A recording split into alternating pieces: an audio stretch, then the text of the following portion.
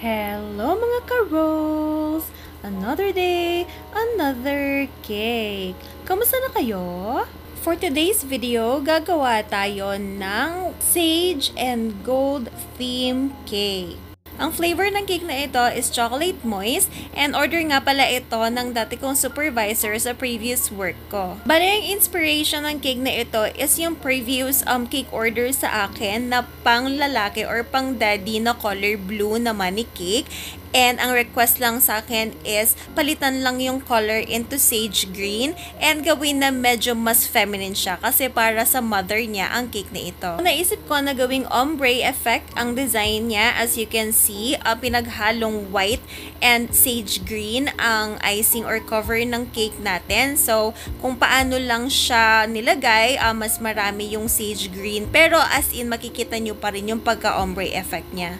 And then, naisipan ko rin na haluan ko na lang ng off-white and then ng color gold later para naman mas maganda yung siyang tingnan. Kasi mas makinang yung cake, mas elegant siyang tingnan. Paano ko na-achieve ang sage green? Bale, green lang to na Chef Master food color na hinaluan ng brown and konting yellow. Meron akong video tutorial na gagawin kung paano ma-achieve ang color na ito, kaya abangan nyo ito. Isa rin kasi sa mga challenges ng mga bakers, yung kung paano ma-achieve ang specific color, especially kapag meron talagang specific color na request si customer. Kaya dapat magaling tayong maglaro ng mga kulay para naman hindi tayo mahirapan sa pagmimix ng mga colors. Kaya hayaan yung tulungan ko kayo sa mga pagko-color. Kaya gumawa ako ng icing serye. At ito na nga yung nakita rin nyo sa first part ng aking video, ang paglalagay ko ng white chocolate drip sa cake. Nung una, medyo maganda siya, kaso parang nabitin ako and masyado siyang maiksi. So, inulit ko siya and dinoble ko siya. And ito ang nangyari.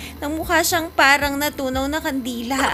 Nung time na ito, iniisip ko kung i-scrape ko ba at uulitin ko or titingnan ko muna kung okay lang ba ito. So, ang ginawa ko, tinuloy-tuloy ko lang kahit na parang wala na talagang pag-asa yung cake.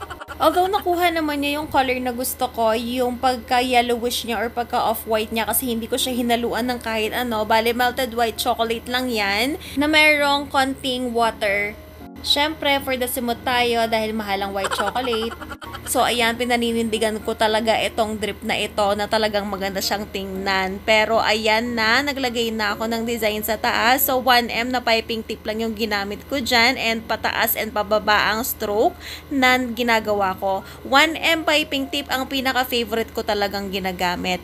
And then, syempre, ang ating final touch which is yung gold luster dust spray ang ginamit ko para mas makinang. And then, naglagay din ako ng draggies na gold para naman merong effect sa bandang side and baba ng cake natin. Siyempre, hindi natin pwedeng makalimutan ang gold topper natin na happy birthday na binili ko online and konting white chocolate sa taas na pinatuyo ko and ginawa ko siya 1 day ahead of time. So, gumawa ko ng parang feather na design and then yung parang chocolate bars.